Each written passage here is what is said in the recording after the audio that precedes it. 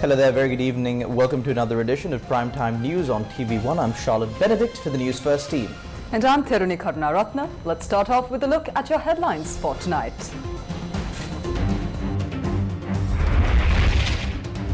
It is essential to consider deregulation and privatization as alternatives, says President. The apparel industry during the war.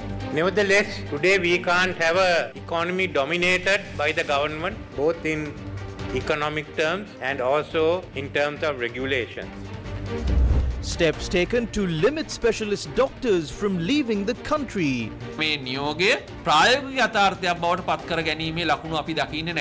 Mujibur reveals that attempts are being made to cover up the truth related to the 2019 Easter Sunday terror attacks. නියෝජ්‍ය පොලිස්පති රවි සෙනවිරත්න මැතිතුමා එයාගේ කට උත්තරේදී කියනවා සහරාන්ට උඩින් කෙනෙක් හිටියයි කියලා. එයා නම ප්‍රකාශ කරන්නේ නැහැ, නම පොලේක ලියලා දෙනවා කොමිෂන් සභාවට. දැන් ඒ නම නැහැ මේ වාර්තා. Chinese research ship to reach Sri Lanka on 25th October, confirms Navy. State Pharmaceutical Cooperation gets a new chairman.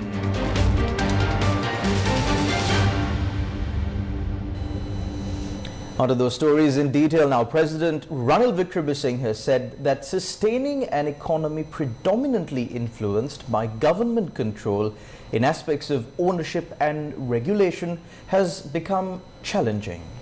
He noted that it is essential to consider alternatives such as deregulation and privatization to steer the nation towards a promising path. The President was speaking at the 129th Annual General Conference of the Colombo Tea Traders Association in Colombo on Tuesday. Sri Lanka can't stay in this state with a trade deficit. We can't live beyond our means. We can stabilize the economy. We can ensure that our bankruptcy status will vanish. What do we do to ensure it doesn't return in 10 years' time? After all, if you have a trade deficit, you have to keep borrowing foreign currency. And if you have a budget deficit, you have to keep printing money. So are you going into this vicious cycle again? We warned once, warning was not taken seriously this time. So we have to get out. We have to move out of this cycle. We have to think anew. Our economic system didn't enable us to achieve our full potential, even during the war. One good example of our full potential was that we were able to build an apparel industry during the war. Nevertheless, today we can't have an economy dominated by the government, both in economic terms and also in terms of regulations. So deregulation and private enterprise has to take over. That is what we are aiming. Preparations are underway to amend the constitution of the United National Party so that President Ranil Wickremesinghe will be able to contest in the next presidential election as the national leader. Chairman of the United National Party made the following remarks at the party headquarters, Sirikota. Ranil Wickremesinghe is taking care of the people as the national leader. If we are to convert the rejection to acceptance and if we extend support to the programs carried out by the national leader, the people will have an understanding about it. I am following that MO. If we manage to support the leader, the people looking at it would realize that we are having diesel, petrol and kerosene because of the help that was given. We need to reach that position. If not, it will be political suicide. ඔබතුමා ඉදිරියේදී එක්සත් ජාතික පක්ෂය සම්දානගත වෙන්නේ කාසමකද දැන්ට බලාපොරොත්තු He may be the leader of the United National Party, but he is contesting the presidential election as the national leader. He is not contesting as a candidate of the United National Party. The necessary amendments to the party constitution are being prepared to cater to the nation's interests. It will be approved at the party convention. The Ministry of Health has reached a decision to refrain from approving leave for doctors in areas with a limited number of specialists, including anesthesiologists who travel overseas. Health Secretary Janaka Shri Chandragupta said several sectors severely affected by the doctor shortage have been identified, thus resulting in such a decision. Sri Lanka's Health Secretary Janaka Sri Chandragupta said that if a doctor from a sector with limited personnel decides to travel overseas without approval, necessary measures will be taken to terminate the services of the doctor in question. A circular was not issued and we operate as per the public administration circulars. If there is a sector with limited personnel, the subcommittee on specialist doctors will decide on approving leave. The Health Secretary said that several steps have been taken to manage the situation at hospitals that are facing a crisis situation due to the migration of specialist doctors. Hospital management is vested in an acting capacity. Personnel will be allocated based on the shortage of personnel. We are in discussions on how to deploy trained personnel to those areas. There are around 600 specialist doctors who have completed their training and they will be assigned to areas with vacancies. The Government Medical Officers Association said the conduct of the Ministry of Health in the matter of migration is immoral. The Government Medical Officers Association will oppose any action that is taken within the framework on doctors who act in violation of the law in terms of imposing restrictions on travelling overseas. However, there are attempts being made by those in the Health Ministry to execute restrictions that are illegal and immoral. The so-called circular issued by the Health Secretary cannot be termed as a practical solution to this issue. Instead of paving the way for the complete collapse of the health sector, there needs to be a program to retain doctors in the country.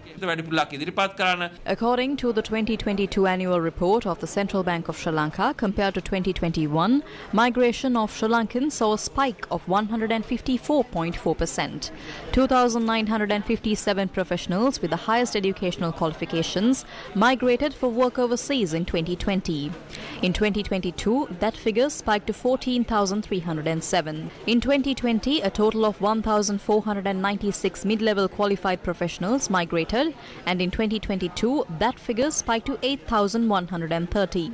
On Tuesday, Minister and Cabinet spokesperson Bandula Gunawardena told a media briefing that certain events that transpired with Yaragale had attributed to the brain drain in Sri Lanka. The brain drain issue was there for a long time. This is not because of the taxes in the country. There has been an increase in this brain drain, especially after the incidents that occurred on the 9th of May.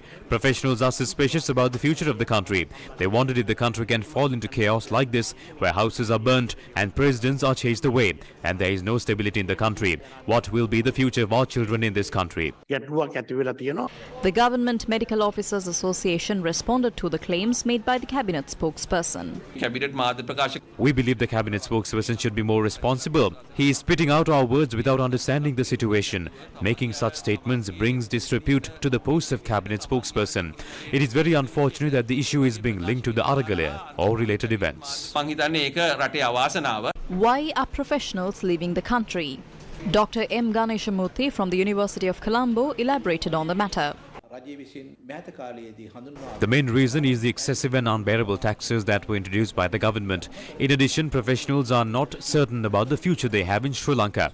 Given the present state of affairs, they believe their families will have a better future overseas. They serve in the private sector and would generate a greater income with benefits, but 36% of that is taxed by the government. They are not given anything in return for that. There appears to be a policy decision to refuse to grant leave to travel overseas. Despite it being a policy decision, these professionals can resign and go overseas. Sri Lanka is once again getting involved in a major geopolitical issue over a Chinese marine research vessel that is expected to reach Sri Lanka in October. Now, India is paying close attention to a new Chinese marine research vessel, Xiang-6, which is expected to dock at the Colombo port and Hambantota deep sea ports in the Sea of Sri Lanka. The Sri Lankan Navy on Wednesday confirmed that the Xiang-6 will reach Sri Lanka on the 25th of October and will be involved in research operations in the Sea of Sri Lanka over a period of 17 days. Sri Lanka Navy said that the Xiang-6 research and survey vessel will be reaching Sri Lanka for joint research operations with the National Aquatic Resources Research and Development Agency, also known as NARA. However, on Tuesday, NARA said the vessel's arrival is part of an agreement reached with the University of Ruhuna. NARA officials said it would link with the vessel in order to obtain water samples for its own research. The Department of Oceanography and Marine Geology at the University of Ruhuna said it had sought permission for its researchers to board the Xiang 6, but there has been no response to the request as of Tuesday evening. This is not the first time that the Xiang 6 research and survey vessel will be visiting Sri Lanka. The Xiang 6 had previously visited Sri Lanka on the 20th of April 2022 and remained in the Sea of Sri Lanka for a total of 10 days. Over the past few years, a large number of vessels had reached Sri Lankan ports, and a majority of them are Chinese research and survey vessels. These vessels include the Xiang 6, Xiang 1, Xiang 3, Xiang Yanghong 3, Xiang Yanghong 18, Xiang Yanghong 1, Xiang Yanghong 6 and Xiang Yanghong 19. The Xiang 6 vessel had left China on the 6th of July 2023, and as of Tuesday afternoon, the vessel was positioned in the South China Sea, some 345 nautical miles away from Vietnam. However, it had changed course towards China and had updated its next port of call to port of Guangzhou. As of Wednesday evening, the Xiang 6 vessel was heading towards the port of Guangzhou at a speed of 11 nautical miles per hour. India is paying close attention to a new Chinese marine research vessel, Xiang 6, and it is learned that India has taken up the issue at the highest diplomatic levels. A successor Dornier 228 maritime surveillance aircraft was handed over to Sri Lanka by India at a ceremony held at the Sri Lanka Air Force Base in Katunaika. The government of India had decided to provide a Dornier 228 maritime surveillance aircraft, which was part of the Indian Navy's fleet, to Sri Lanka free of cost for a span of 2 years. The formal handover of this aircraft took place at the Sri Lanka Air Force Base in Katunaika, and it was accepted by the senior advisor to the President on National Security and Presidential Chief of Staff Sagala Ratnayaka. According to the President's Media Division, Sagala Ratnayaka had noted that the delivery further strengthened ties between India and Sri Lanka, and the expectation is to foster strong ties in the future as well. The Dornier 228 maritime surveillance aircraft that was used by Sri Lanka underwent mandatory annual maintenance services in India, and a replacement Dornier 228 maritime surveillance aircraft was assigned to the Sri Lanka Air Force by India. US Ambassador to Sri Lanka Julie Chang said that Sri Lanka, while on the path to recovery, has renewed its role as a hub for international and regional cooperation. Sri Lanka Navy is co-hosting the Indo-Pacific Environmental Security Forum with the Australian Defence Force and Arizona State University's Julie Ann Wrigley Global Futures Laboratory. US Ambassador to Sri Lanka Julie Chang said that Sri Lanka has committed to strong steps towards environmental security in many ways, from committing the global methane pledge to more focus on renewable energy and conservation. She said that the US vision of the world is one where all countries, big and small, have opportunities for success and stability. While noting that droughts in Sri Lanka are impacting food security, the US ambassador said that it is imperative that everyone comes together to share ideas and find creative ways to address these common challenges. She said that the Indo-Pacific Environmental Security Forum will support governments and defense forces in planning and operating in an environmentally sustainable manner, build regional cooperation, and develop resilient communities and practices. Foreign Affairs Secretary of the Samagi Jana Balawege, MP Niroshan Pereira, said the government is yet to learn a lesson when it comes to the execution of foreign and defence policies. This government has not yet learned a lesson regarding the execution of the country's foreign policy and defence policy. Why? When the Yuan Wang 5 ship arrived at the Hambantota port previously, it became a huge issue. India also intervened in the matter. China intervened from the other side. Sri Lanka was trapped between these two states. At that point, the government said that it will formulate new policies when ships like this, especially research vessels, arrive in Sri Lankan ports, and regarding the procedure of granting permission for them. We are now facing an issue with the Xiang 6. The government has no policy in this regard. We must point out that both India and China are friends of Sri Lanka. Hence, the government should formulate a policy so that the relations with both of these countries is not harmed in any way. Parliamentarian Udaya Gammampila commented on yet another external influence on Sri Lanka. The French government has requested permission to establish a naval research and training center in Trincomalee. Now we are beginning to see the real reason for the French president's visit to Sri Lanka. According to the information we have received, the Ministry of Defence has sent this request to the Navy and State Intelligence Service. The Navy has immediately agreed. However, the State Intelligence Service has identified this as a threat to national security. They have said that granting approval to this proposal would hurt Sri Lanka-India relations. On the other hand, this will set a bad precedent. The State Intelligence Service points out that once France is granted approval, other powerful states such as the United States, the United Kingdom and China will also request permission to establish naval bases in Sri Lanka. Granting permission to this request could make Sri Lanka a smaller Lebanon in which powerful states clash.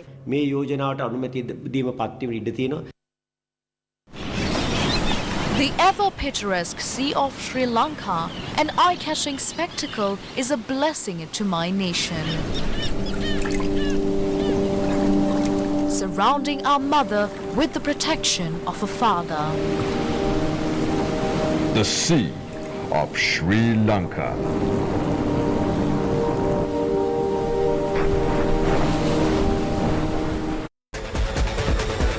Hi guys! See you at the Thomian Fun Fair on the 18th of August. We'll see you this Friday at the St. Thomas's College ground for the Thomian Fun Fair. Let's have a lot of fun. See you.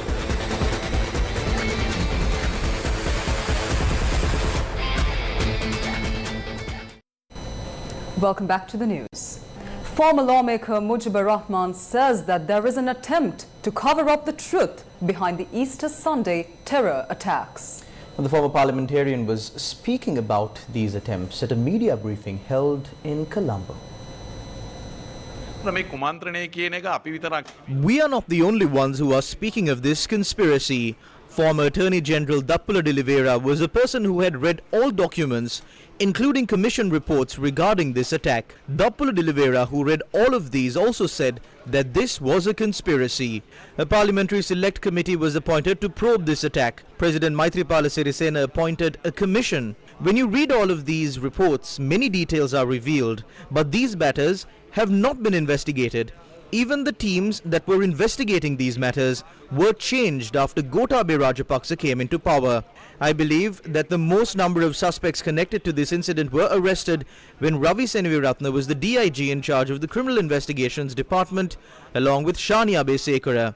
Both of these officers were transferred as soon as Gotabaya Rajapaksa came into power. About 10 teams had conducted these investigations. That is the reason why there is suspicion on several matters surrounding these investigations. The Presidential Commission issued an order for a DNA test to be conducted to ascertain whether Sarah Jasmine had died. The DNA test confirmed that Sarah Jasmine had not died. DNA tests were conducted for a second time, and then again it was confirmed that she had not died and that the body was not among the bodies of those who died there.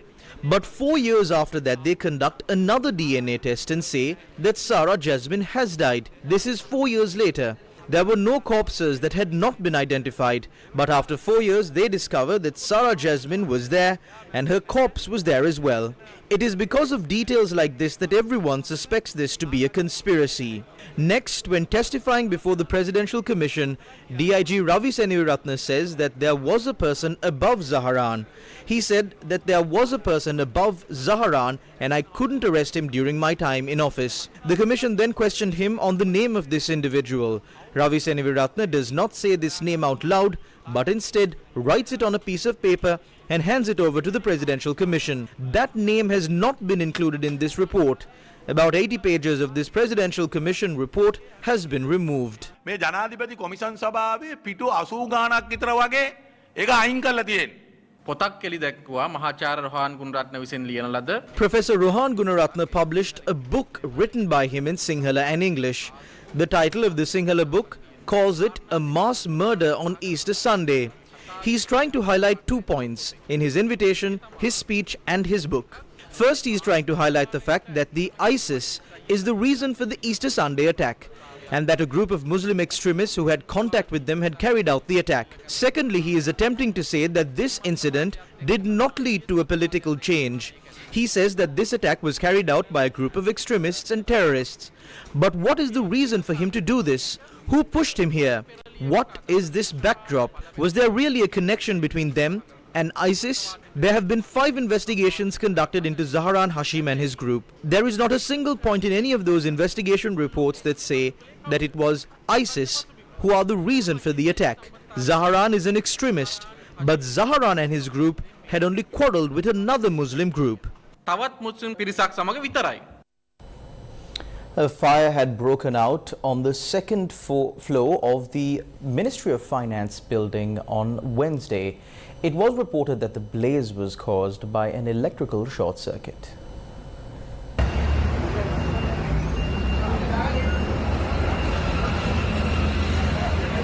The fire had broken out at the old Parliament building, which houses the Finance Ministry. The fire brigade said that several fire trucks were deployed to the scene to contain the blaze.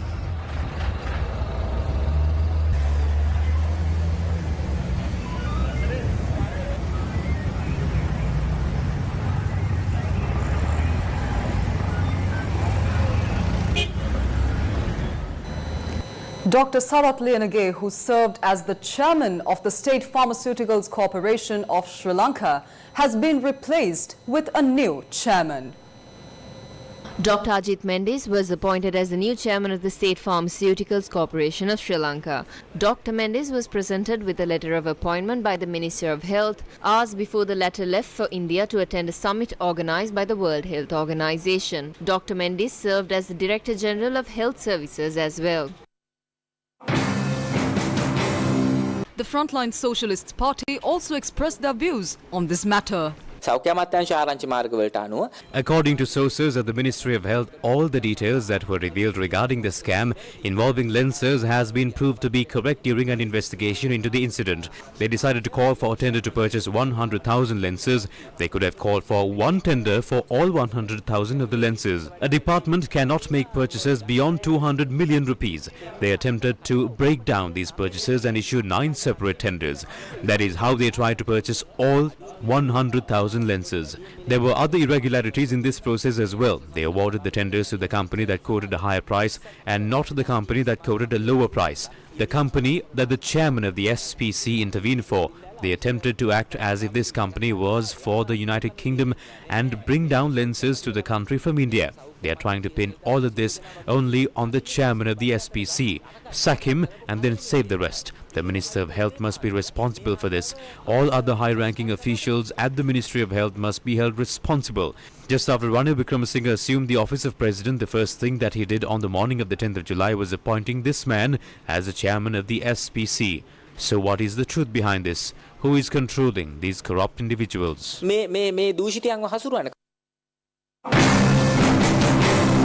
The Fraud Investigation Bureau started recording statements with regard to the complaint filed by the citizens' movement against bribery, corruption and waste.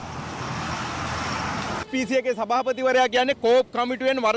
chairman of the State Pharmaceutical Corporation is an individual who has been found guilty by COPE. He was appointed after President Ranil Wickremesinghe came to power. He was deposed from power today. We kept revealing acts of fraud and corruption. Removing him alone is not sufficient. For some reason, the chairman of the SPC was deposed, perhaps to save the president or the Minister of Health. We must inform the president that if he is not a thief, if he is a good leader, he should enforce the law against corrupt ministers and officials.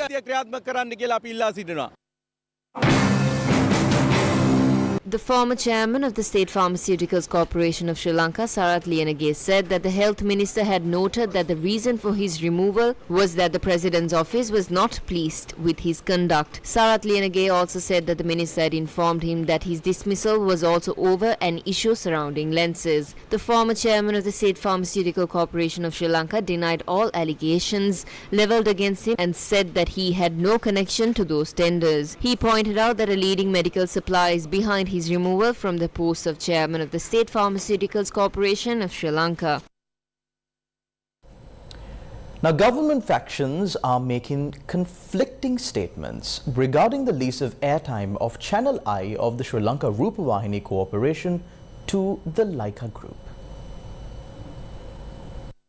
This is a statement made by the Sri Lanka Podujana Peramuna, which has a majority in the government. දැන් ඊයේ අපි දැක්ක අමාත්‍ය දැනුදේ මාධ්‍ය සාකච්ඡාවේදී බඳුන් කුරුඳට අමාත්‍යවරයා කියනවා මේ රූපවාහිනී channel අයිනාලිකා ලයික මොබයිලට බදු දීලා තිනවා මාසික මිලියන 25ක දලකට කියන නැත්නම් ආදායමකට එහෙම නැත්නම් බද්දකට කියලා. ඔබතුමාලා මේක කොහොමද දකින්නේ? That has now been prevented by the cabinet. I do not think there is any purpose in discussing that matter any further. However, Minister Bandula Gunawardana's statement on the matter was somewhat different. I had appointed a team of university professors who are accountable to the board of directors. They had decided that the institution could not operate with losses. A proposal had been put forward for the airtime of Channel I, and after making the necessary calculations and determining that it was an advantageous situation, the airtime was leased to the Leica Group for a limited period.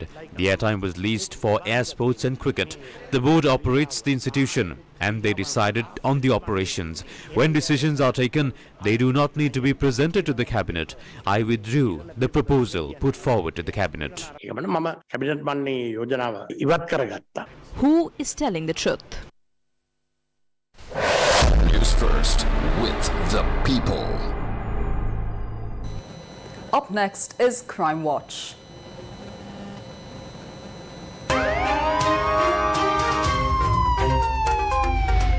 Crime Watch. Sri Lanka police on Wednesday evening recovered a motorcycle believed to have been used by the gunmen who assassinated a man on Tuesday night close to the Kudavella South Fisheries Pier in Tangol. Two unidentified motorcycle gunmen opened fire at Nimesh Rangana, a 35-year-old father of three in Kudavella, Tangol. He was gunned down while meeting with several others in Kudavella at around 7 p.m. on Tuesday. Preliminary investigations revealed the killing was a contract murder.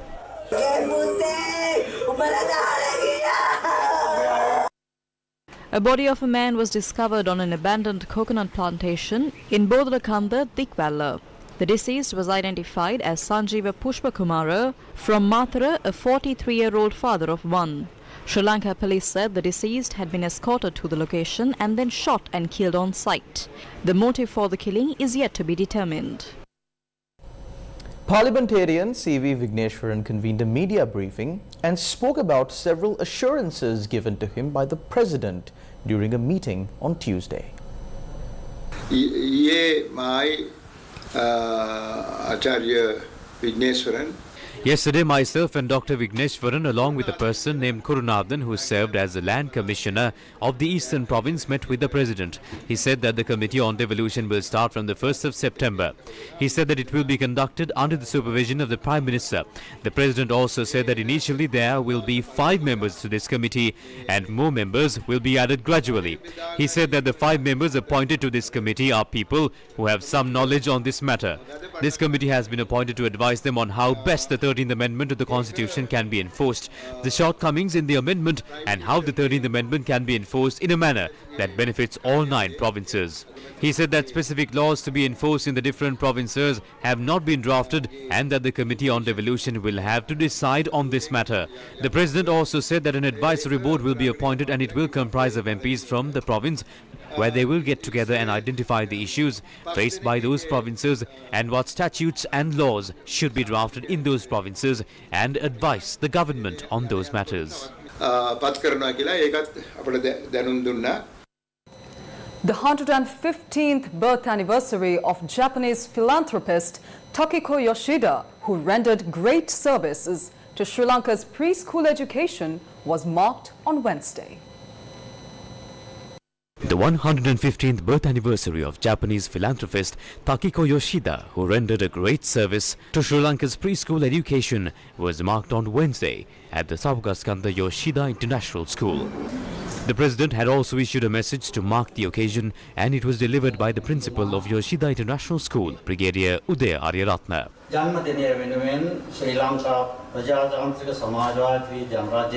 The President in his message has said that Japanese philanthropist Takiko Yoshida's name is a landmark in Sri Lankan history as a distinguished social worker and a remarkable philanthropist. The message also noted that in recognition of her great service to our country, Takiko Yoshida was presented with the Sri Lanka Ranjana honorary title. Programs were also organized in Japan for Takiko Yoshida's 115th birth anniversary.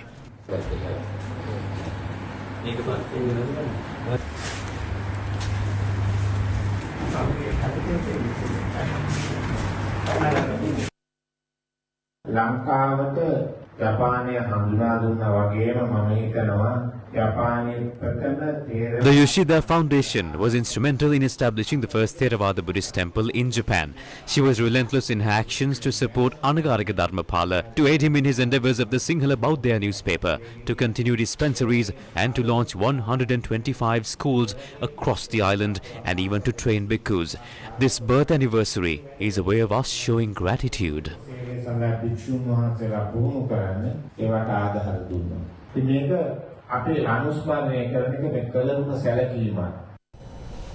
The majority leader in Ghana's parliament has blamed the Central Bank of Sri Lanka for the economic crisis in the island nation.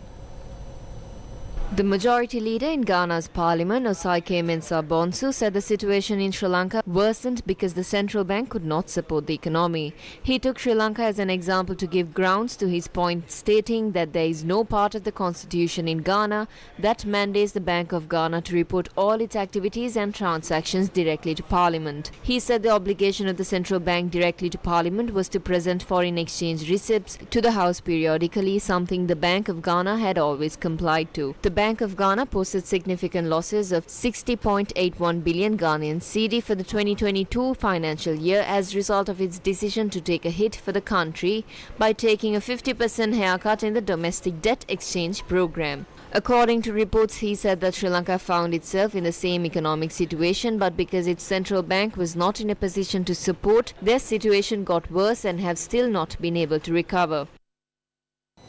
The government of Japan has provided a new grant assistance for demining the north of Sri Lanka. The government of Japan has provided a total sum of $547,443 approximately 170 million rupees, for humanitarian demining activities in northern Sri Lanka. Ambassador Mizukoshi expressed Japan's commitment to supporting continuously for the conflict-affected area to achieve reconciliation and promote sustainable development in Sri Lanka. Since the beginning of Sri Lanka Mine Action Program, the government of Japan has been continuously supporting mine clearance activities, and the total amount of assistance exceeds $43 million.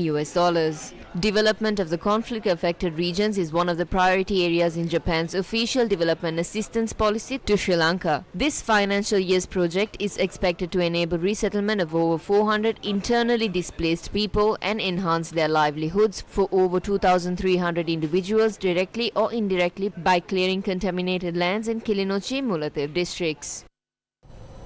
The second leg of the LOLC Divisavya program took place in the Matale district on Wednesday. The LOLC Divisavya program is taking place to support the Sri Lankan student population, and the second leg of the program aims to provide school books and stationery items free of charge for 1 year for government schools with less than 100 students. This worthy initiative is a collaboration between the LOLC group and the Ministry of Education. The LOLC Divisavya program took place centering the Matale education zone. 813 students from 11 government schools were provided with school books and stationery free for 1 year. The LOLC Divisavya program provided school books and stationery to students from the Sri Sarananda Primary Vidyalaya, Veralugastanna Vidyalaya and the Koswana Public School. In addition, the LOLC Divisavya team also provided school books and stationery to students from the Dodangdeniya Vidyalaya, Navodaya Vidyalaya and Sri Rahula Vidyalaya. The LOLC Divisavya program also provided school books and stationery items to students from 5 more schools at the Matale Education Zone Office. The LOLC Divisavya program will continue to support the future of the Sri Lankan student population.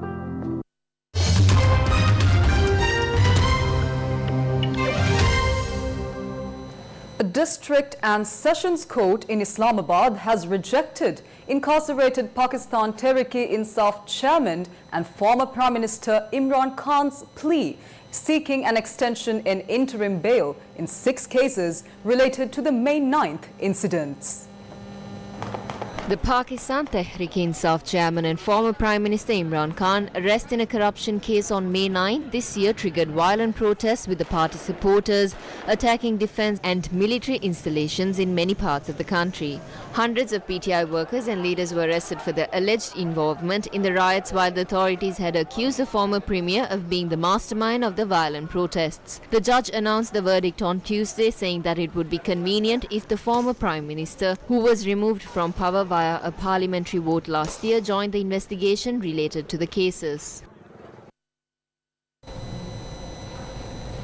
And that's a wrap of Primetime News on TV1 for tonight. But do stay tuned to News First, as we've got Face the Nation coming up next. I'm Charlotte Benedict for the News First. And I'm Peruni Karunaratna. Good night.